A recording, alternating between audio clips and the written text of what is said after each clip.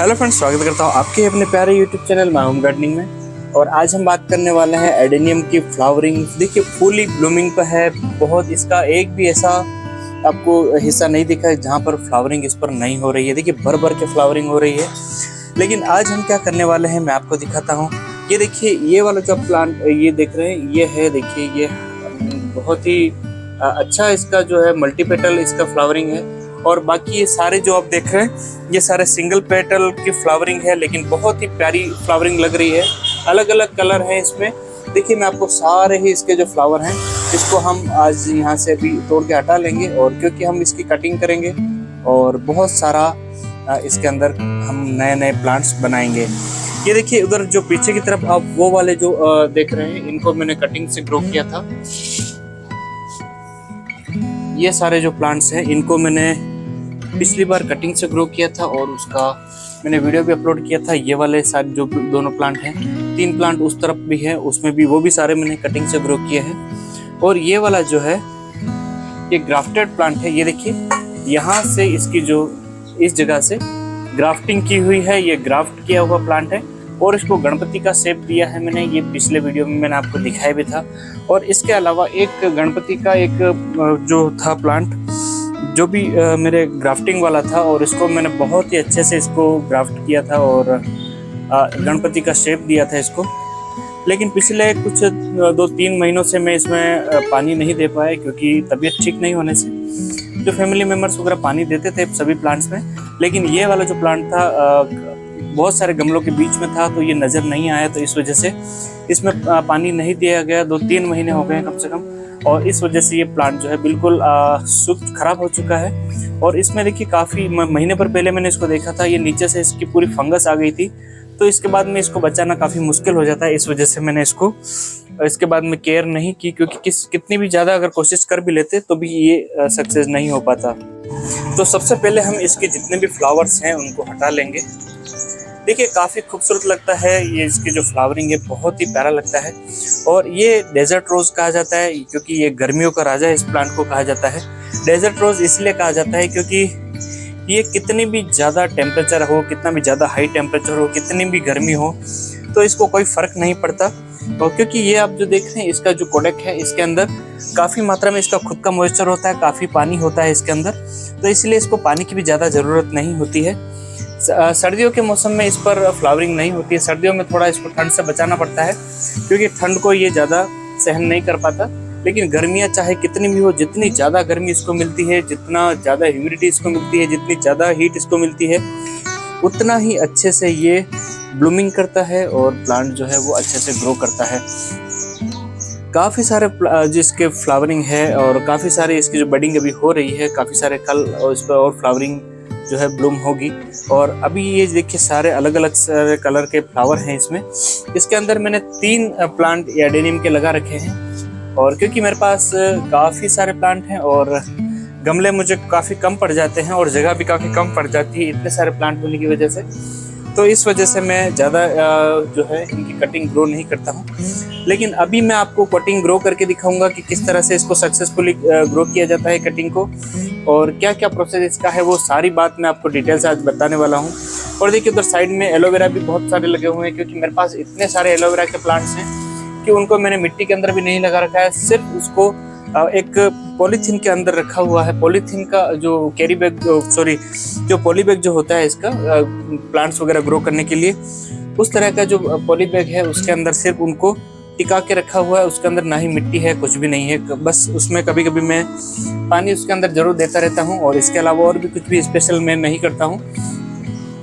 और वो जो प्लांट्स है एलोवेरा के, वो भी काफ़ी अच्छे हेल्दी और काफ़ी अच्छे से चल रहे हैं। ये देखिए इतने सारे फ्लावर हमने इससे भी लिए हैं, और इसके अलावा ये जो फ्लावर देख रहे हैं आप, ये इसको भी हम हटा लेते हैं। ये देखिए बिल्कुल गुलाब की तरह है, व्हाइट कलर का फ्लावर है। इस पे मल्टी पेटल इस पर फ्लावरिंग हुई है। इसकी जो आप जो फ्लावर की जो इसकी जो पत्तियां देख रहे हैं फूल की, तो काफ़ी देखिए अलग अलग इसके पेटल्स हैं, काफ़ी मल्टी पेटल ये फ्लावरिंग है इसकी। और इसके अलावा बहुत सारे ये वाले जो प्लांट दोनों आप देख रहे हैं, ये मैंने इनको कटिंग से ग्रो किया है। कटिंग से ग्रो होने वाले प्लांट्स में क्या होता है कि फ्लावरिंग बहुत ही अच्छे से होती है, लेकिन इसका जो कोडेक्ट है वो कोडेक्ट जो ज़्यादा मोटा नहीं हो पाता। लेकिन इसको भी मोटा करने का एक तरीका होता है कि जैसे जैसे आप इसको ऊपर से काटते जाएंगे वो नीचे से चौड़ा होता जाएगा। और इसको ये और 2 प्लांट ये और 3 प्लांट उस वाले में है। ये मैंने कटिंग तैयार की थी, मेरे कोई रिलेटिव्स हैं उनको देने के लिए। उसमें भी गणपति का शेप इस तरह से बना के उनको देने के लिए मैंने बनाया था। लेकिन फिलहाल चलिए मैं आपको इन बातों को छोड़ के मैं आपको बताता हूँ कि किस तरह से आप अपने प्लांट पर बहुत ज़्यादा अच्छे से फ्लावरिंग ले सकते हैं।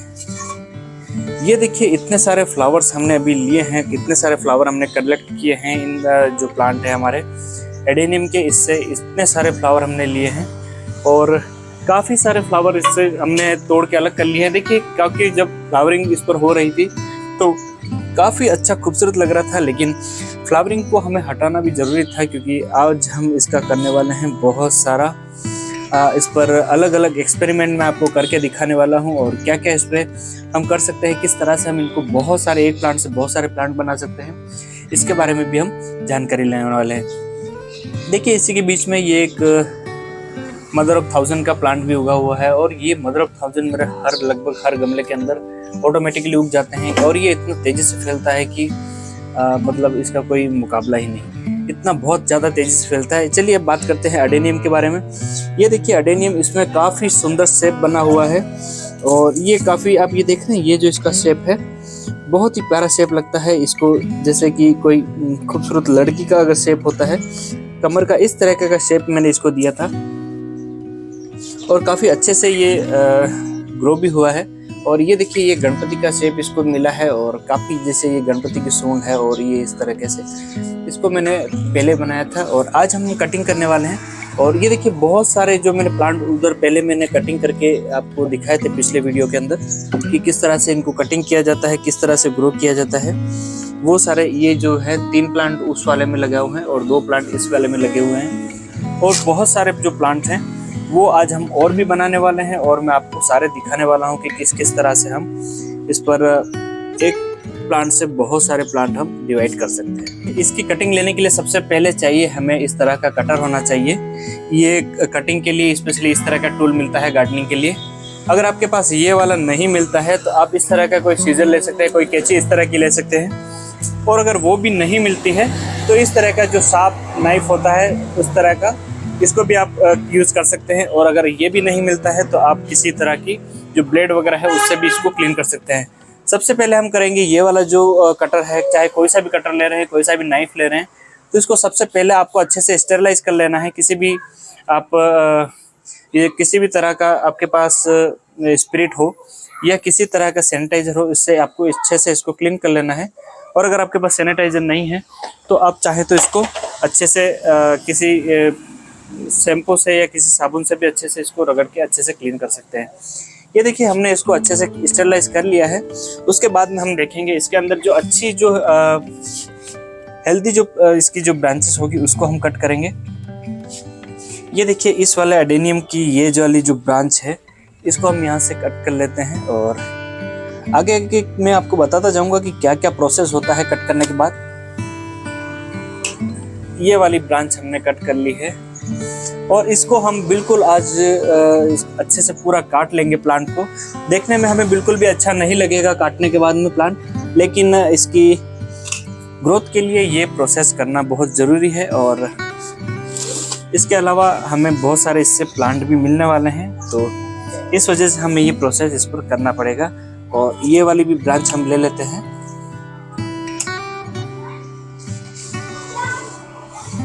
और आप जितना इस पर कटिंग करेंगे उतना अच्छे से ही ये और अच्छे से ज़्यादा ग्रो करेगा। ये देखिए मैं इसमें बहुत सारी आज कटिंग लेने वाला हूँ। फिलहाल मेरे पास इतनी जगह नहीं है कि मैं बहुत सारी कटिंग्स को ग्रो कर पाऊँ, लेकिन आपको दिखाना है, आपको मोटिवेट करना है। इस वजह से मैं बहुत सारी कटिंग आपको इसको करके दिखाऊंगा और सक्सेसफुली ग्रो होंगी, और ग्रो होने के बाद में उसका मैं आपको सक्सेसफुली इसका क्या क्या रिजल्ट है वो भी मैं आपको दिखाऊंगा। तो आज हम इसको पूरा ही प्लांट को गंजा कर लेंगे, और लेकिन जितना देखिए आप, जितना इसको आप इसकी ब्रांचेस को कट करेंगे उतना ही अच्छे से फिर से ग्रो होगा, उसमें बहुत सारी इसकी ब्रांचेस डेवलप होंगी। देखिए एक ये वाला जो ब्रांच है हम इसको काट लेते हैं, काफ़ी हेल्दी है, इस तरह से इसको काट लिया है। इसके बाद में हम चाहें तो यहाँ से इसको भी कट कर सकते हैं और चाहे तो यहाँ से भी कट कर सकते हैं। चलिए हम इसको यहाँ से कट कर लेते हैं। तो ये हमने अडेनियम के जितने प्लांट्स हैं इनको सारे ही प्लांट्स को हमने अच्छे से पूरा गंजा कर लिया है, और इसका रिजल्ट भी हमें काफ़ी अच्छा देखने को मिलेगा। इससे आपको उदास होने की बिल्कुल भी ज़रूरत नहीं है, क्योंकि हमने जितना इसका कट किया है अभी देखने में हालांकि ज़्यादा खूबसूरत नहीं लग रहे हैं, क्योंकि हमने इसको पूरा ही गंजा कर लिया है। इसके सारे ही हमने ब्रांचेस को काट के हमने अलग कर लिया है, लेकिन जितना हम इसको कट करके अलग अलग ब्रांचेस हम उगाएंगे उतने ही ज़्यादा प्लांट हमें मिल सकते हैं। उसका जीता जागता उदाहरण है आपके पास में, ये देखिए काफ़ी हेल्दी लग रहे हैं, और एक छोटे से 4 इंच के पॉट के अंदर मैंने इसको लगाया है, और ज़्यादा इसकी कोई रिक्वायरमेंट नहीं होती किसी भी तरह का। आप इसमें फर्टिलाइज़र नहीं भी दें तो कोई प्रॉब्लम नहीं है, इसको किसी भी तरह की फर्टिलाइज़र की ज़रूरत नहीं होती है। और ये सबसे अच्छी बात है कि ये बिल्कुल नो मेंटेनेंस प्लांट है, इसमें किसी भी तरह की आपको केयर करने की भी कोई ज़रूरत नहीं है, और ये बहुत ही इजीली बहुत ही अच्छे से ग्रो होते हैं। किसी भी तरह से इस पर आपको ज़्यादा केयर करने की ज़रूरत नहीं होती है। बहुत ही आसानी से चलने वाला प्लांट है, और जो जिनको ज़्यादा टाइम नहीं होता है वो ये इनको आसानी से अपने घर पर उगा सकता है। ये देखिए हमने इतनी सारी ब्रांचेस काट के इसको रख ली हैं। अब हम क्या करेंगे कि ये जो हमने जहाँ से इसकी ब्रांचेस हमने काटी हैं उन सभी जगह पर हम इस पर फंगिसाइड हम ज़रूर अप्लाई करेंगे। देखिए अगर हम फंगिसाइड इस पर अप्लाई नहीं करते हैं तो उसका क्या फ़ायदा है, क्या नुकसान है, इसके बारे में भी हम पूरी विस्तार से चर्चा करेंगे, पूरी डिटेल से इसके बारे में बात करेंगे। और ये देखिए इसके लिए मैंने लिया है, ये मेरे पास एक साफ कंपनी का एक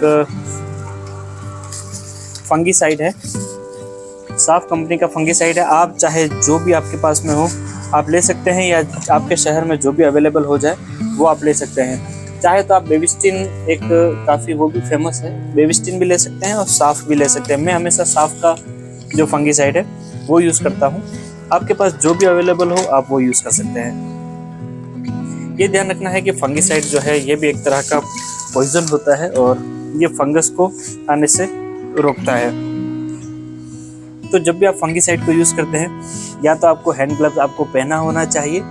अगर आपने हैंड ग्लव्स अगर नहीं पहन रखा है तो किसी तरह से आप इसको बहुत ही अच्छे से आपके जो हैंड्स हैं इनको क्लीन करना चाहिए, जिससे भी किसी भी तरह से आपके ये हाथ पर चिपका ना रहे। और उसके बाद में क्या करना है, फंगिसाइड को लेने के बाद जहाँ से हमने इसको कट किया है वहाँ ये फंगिसाइड अप्लाई कर देना है, क्योंकि अभी गर्मी भी ज़्यादा है और जब हम पानी देते हैं तो ह्यूमिडिटी काफ़ी होने की वजह से इसमें जहाँ से हमने कट किया है उसमें बहुत जल्दी फंगस पकड़ लेता है। तो इसीलिए जहाँ से हमने इसको कट किया है वहाँ पर अच्छे से इसको फंगिसाइड को अप्लाई करेंगे।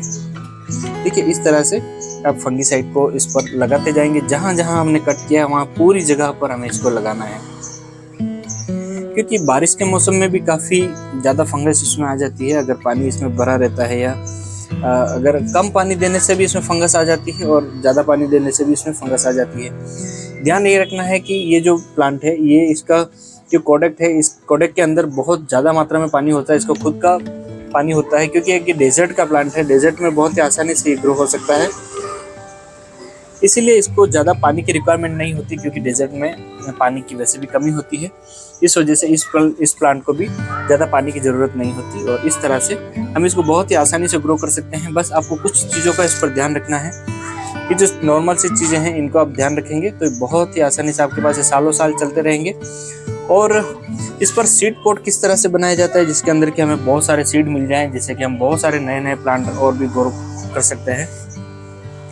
उसके ऊपर मैं डिटेल से वीडियो अलग से बनाऊंगा। लेकिन अभी मैं आपको इसकी जो सारी दूसरी जो इन्फॉर्मेशन है वो सारी दे देता हूँ, किस तरह से इसको ग्रो करना है, किस तरह से इसकी कटिंग लगानी है, किस तरह से एक से बहुत सारे प्लांट बनाना है। ये सारी जो इन्फॉर्मेशन है वो अभी मैं आपको यहाँ दे रहा हूँ।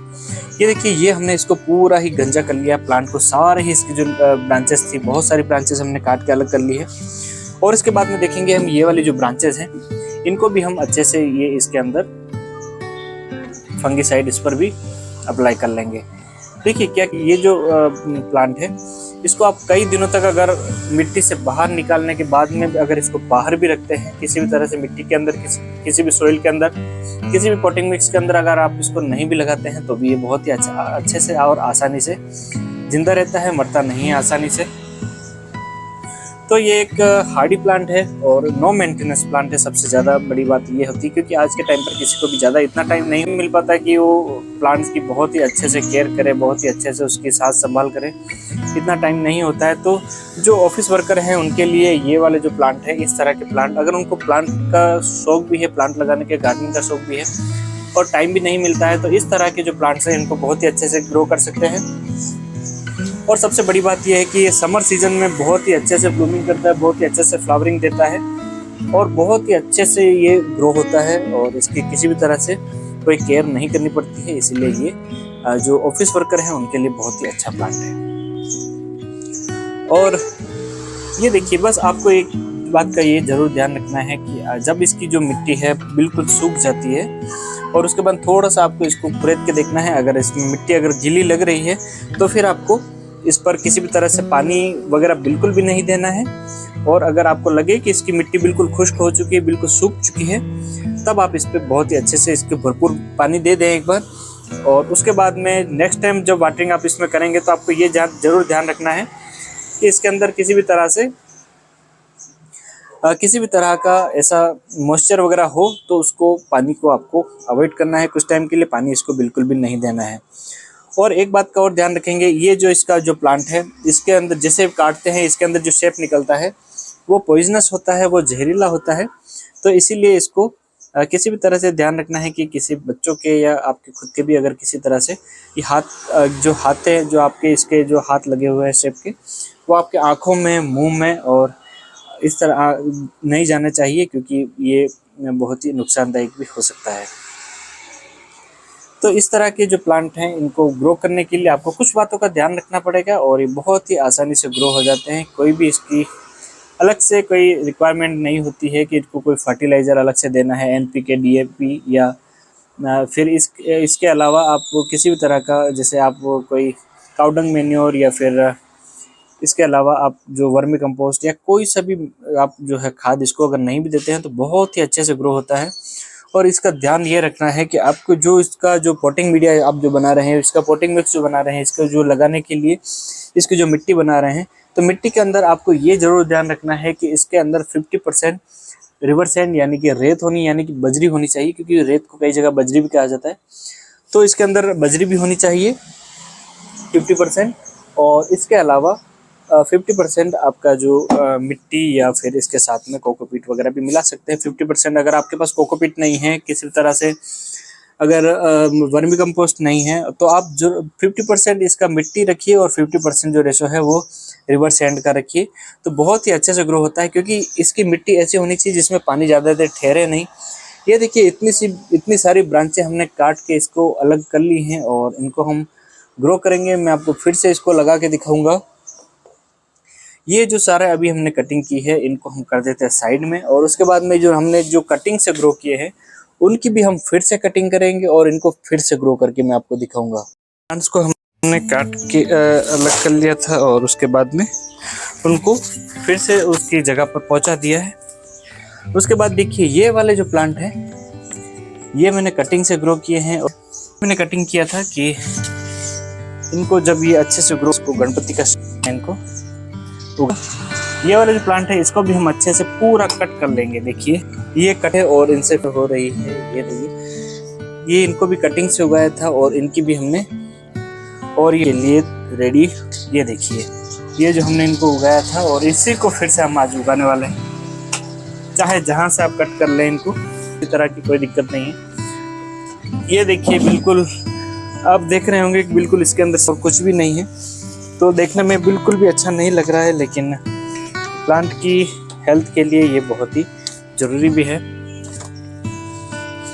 और ये सारे जो प्लांट है, इनकी जो कटिंग है, इनको हम फिर से इसमें फंगीसाइड में अच्छे से इस तरह से फंगीसाइड इस पर अच्छे से अप्लाई करके इसको छोड़ देंगे। और देखिए जो कटिंग है इन पर अगर इनको अगर छाया में सूखने के लिए अगर रखे 3 दिन के लिए तो कोई प्रॉब्लम नहीं है, आसानी से सूख जाते हैं। ये जो हिस्सा है इसका, ये वाला सूख जाना चाहिए, जिससे कि किसी भी तरह से इसमें फंगस नहीं आता। अगर ये वाला जो हिस्सा है नीचे का इसका, ये अगर खुला रह जाता है और कटिंग करने से मिट्टी बहुत जल्दी ये फंगस हो जाएगा, जो प्लांट है तैयार नहीं। ये प्रोसेस करना है, बहुत ही आसानी से आप पौधे इसमें तैयार कर सकते हैं। कटिंग से तैयार किए हुए पौधे जो होते हैं इसके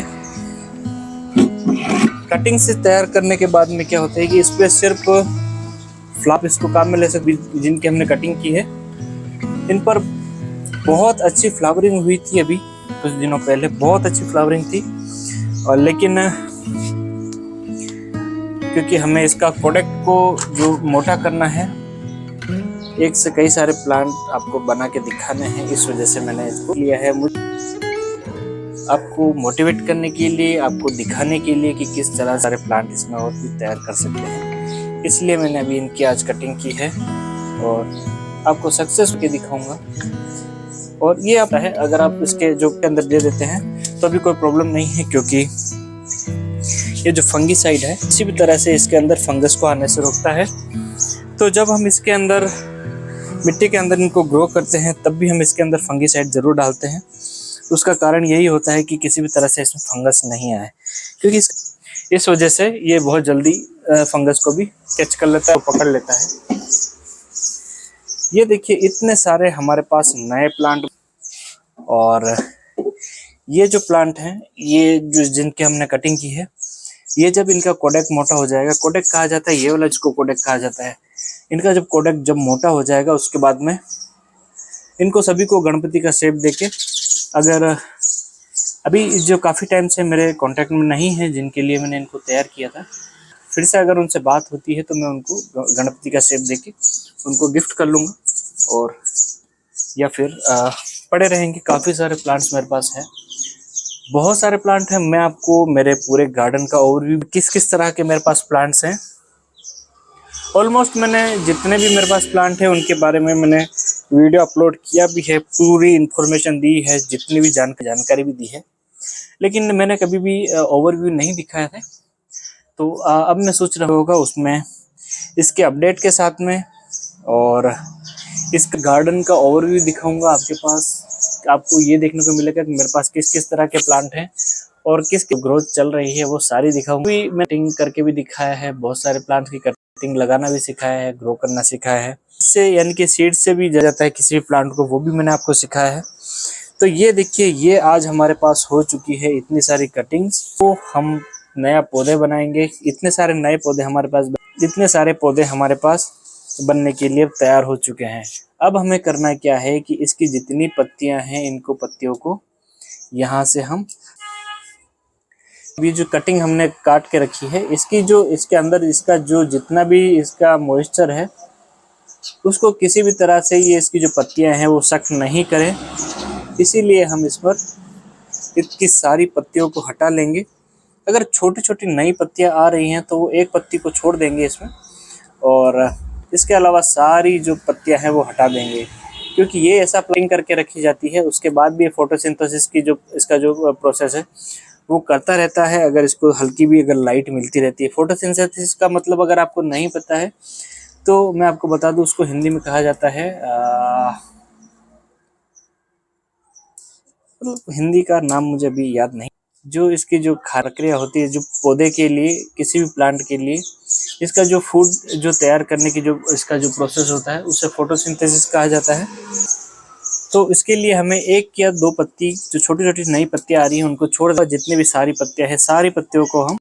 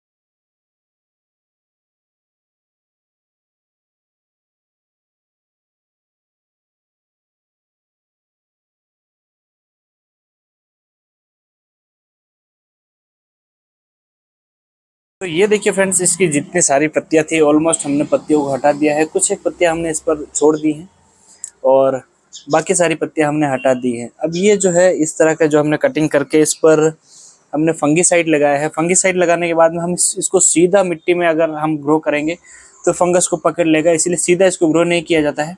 अब इसको सूखने के लिए कुछ घंटों के लिए हमें छोड़ना होगा। कुछ घंटों के लिए हम इसको सूखने के लिए छोड़ देंगे और जितने भी आपने अभी देखी है, जितनी भी हमने कटिंग की है, इसमें से एक भी जो कटिंग है हम बेकार नहीं जाने देंगे। सारी की सारी कटिंग बहुत ही अच्छे से ग्रो होगी और आप देखेंगे सारे ही प्लांट हमारे पास बिल्कुल रेडी हो जाएंगे। अब जब नेक्स्ट इसके अपडेट दूंगा, आपको खुद को लगेगा कि बहुत सारे प्लांट इसमें तैयार हो चुके हैं, एक भी जो कटिंग है फेल नहीं हुई। तो इससे आपको भी मोटिवेशन मिलेगा और आप भी अपने घर पर ज़रूर इस तरह के अगर प्लांट हैं आपके पास तो ट्राई करेंगे और एक से बहुत सारे प्लांट बनाएंगे और ग्रीन नेचर करने में हमारा और आपका और देश का सहयोग करेंगे।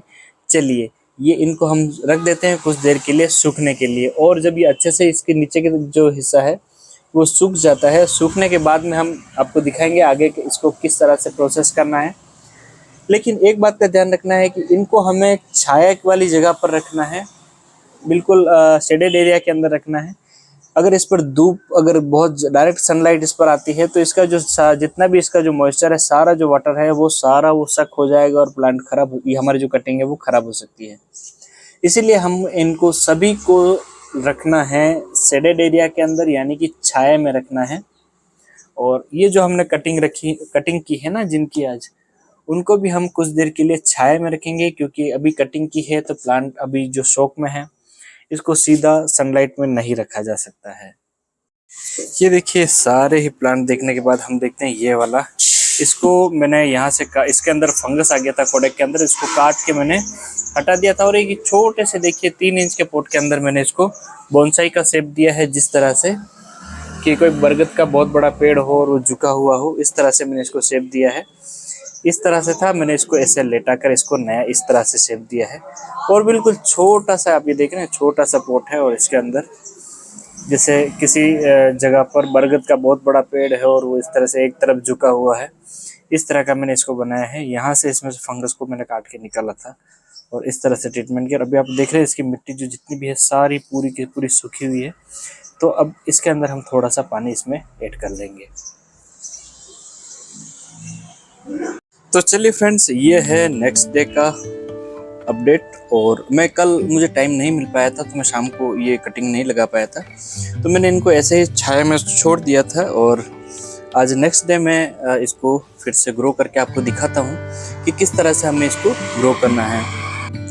ये देखिए, ये मैंने जो इसमें मेरा एक जो आइडेनियम का प्लांट था गणपति वाला, वो वाला पोट है। और इसके अंदर मैंने ये 50% का रेशो के हिसाब से 50% इसके अंदर गार्डन सॉइल और 50% मैंने इसके अंदर रिवर सैंड इसमें मिक्स कर रखी है। और ये जो आप देख रहे हैं पीसेज, ये कोयला के टुकड़े हैं। कोयला यानी कि जो चारकोल है, क्योंकि ये पानी को होल्ड करके रखता है, क्योंकि अभी हमारी जो कटिंग है उसको ग्रो होना है। और इसके लिए अगर सक्सेसफुली इसकी रूटिंग लेने के लिए हमें इसमें कुछ देर तक पानी इसका स्टोर रखना पड़ेगा।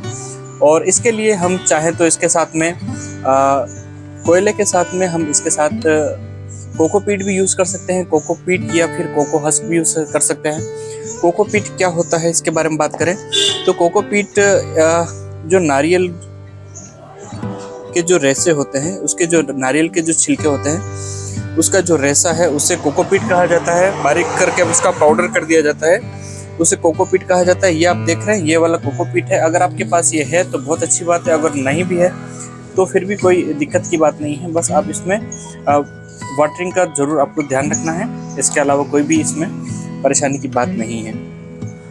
इस तरह से हम ये इसका जो पोटिंग मीडिया है इस तरह से हम तैयार कर लेंगे। और तैयार कर लेने के बाद में, क्योंकि हमें इसका जो मॉइस्चर है वो मेंटेन रखना है, तो इसके लिए हम इसमें कुछ फंगीसाइड भी इसमें थोड़ा सा मिक्स करेंगे, जिससे कि पानी ज़्यादा रहने पर भी इसमें किसी तरह से फंगस नहीं आए। इसके लिए हम इसमें फंगीसाइड भी मिक्स करेंगे। और ध्यान रखना है कि जब हम इसको वाटरिंग करेंगे इसमें तो बहुत ही कम वाटरिंग करेंगे, यानी कि ड्रॉप इसमें वाटरिंग हो, तो ये इसके लिए बहुत अच्छा रहेगा। इसका रीज़न है कि जैसे ही हम इसके अंदर वाटरिंग करेंगे तो इसकी जो मिट्टी है वो खिसक नहीं जाए एक जगह से, और इसकी जो ये जो प्लांट हमने जो इसके अंदर ये जो कटिंग हमने ग्रो की है वो यहाँ से डिस्टर्ब नहीं हो और हिल नहीं जाए। इसके लिए हम इसके अंदर बहुत ही कम थोड़ा थोड़ा सा हम इसके अंदर वाटरिंग करेंगे। चलिए, ये हमारा जो पोटिंग मीडिया है वो बिल्कुल रेडी हो चुका है, और अब हम इसके अंदर लगाने वाले हैं हमारी ये जो कटिंग है। इसको अंदर इसकी जो जितने भी हमने कटिंग ली है वो सारी इसके अंदर हम इसको लगा देंगे। ये तो हमने बराबर इसके अंदर जो हमारी पोटिंग मीडिया है इसको सेट कर लिया है। उसके बाद हमें क्या करना है, उंगली से या किसी टूल से आप इसको इस तरह से दबाते जाएं और इस तरह से इसको इसके अंदर सेट करते जाएं। जब इसकी सक्सेसफुली रूटिंग स्टार्ट हो जाएगी उसके बाद में हम इनको सबको अलग करेंगे, और उसका वीडियो मैं आपको दिखाऊंगा जब इसका अपडेट हो जाएगा। जब इसकी जो प्लांटिंग, इसकी जो रूट्स हैं वो डेवलप हो जाएगी अच्छे से, उसके बाद में मैं आपको इसका पूरा आगे का जो वीडियो है वो भी दिखाऊंगा। ये देखिए फ्रेंड्स, मैंने ये सारी जो कटिंग्स थी वो सिर्फ इसी एक पॉट के अंदर ही लगा ली हैं। पॉट्स मेरे पास काफ़ी सारे पड़े हुए हैं, लेकिन इस तरह के पॉट्स मेरे पास प्लास्टिक के काफ़ी सारे पड़े हुए हैं, लेकिन जो मेरे पास सॉइल है वो भी है नहीं। नर्सरी में काफ़ी टाइम से जा नहीं पाया हूँ, इस वजह से मैं लाया नहीं हूँ। तो देखिए, इस तरह से हम इसको सेट करने के बाद में हम इसके अंदर ड्रॉप पानी देंगे, बिल्कुल बारीक से, मतलब थोड़ा सा पानी देंगे, जिससे कि इसकी जो कटिंग है वो हिले नहीं। आप किसी भी बोतल के ऊपर इसके जो ऊपर का जो ढक्कन है इसके अंदर होल कर लेंगे छोटा सा, और उसके बाद में धीरे धीरे से इसको इस तरह से वाटरिंग करेंगे।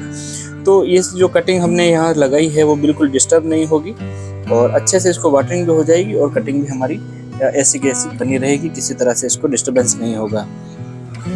और देखिए कि जब हम इसमें वाटरिंग करेंगे तो मिट्टी जो है थोड़ी सी दबेगी, तो दबने के बाद हम इसके अंदर थोड़ी सी मिट्टी और भर लेंगे।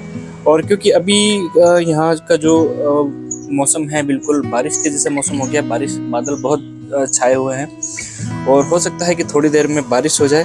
तो हमें ये ध्यान रखना है कि जब हम इसकी कटिंग को इस तरह से लगा के रखते हैं तो इसको बारिश से बचाना है, क्योंकि बारिश अगर इस पर गिरती है सीधे तो ये इसकी जो कटिंग हमने लगाई है इसको डिस्टर्ब कर देगी और इसकी जो कटिंग है वो हिल जाएगी। तो कटिंग को हिलने से बचाने के लिए हम इसको सिर्फ ऐसी जगह पर रखेंगे जहाँ पर इसमें सीधी बारिश इसमें नहीं गिरे।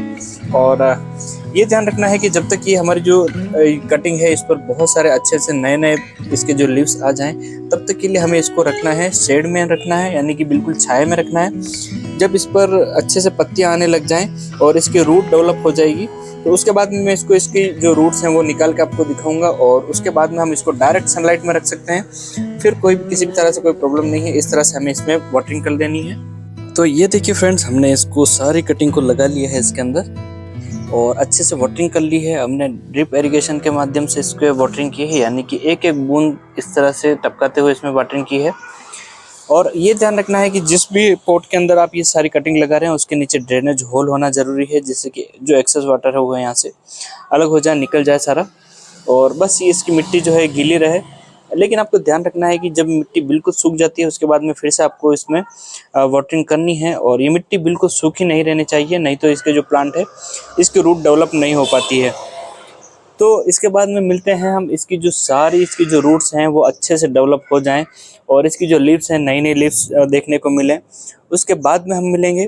तब तक के लिए आप बने रहिए मेरे साथ, मैं आपको दिखाता रहूँगा इसकी जो अपडेट है, और भी बहुत सारे वीडियोस मैं आपके लिए बना के लाता रहूँगा। तो उम्मीद करता हूँ आपको वीडियो अच्छा लगा होगा। अगर अच्छा लगा है तो ज़रूर लाइक करें, कमेंट करें, और अगर चैनल पर अगर पहली बार हैं तो ज़रूर सब्सक्राइब कीजिए और बने रहिए मेरे साथ। नमस्कार दोस्तों, जय हिंद, जय भारत।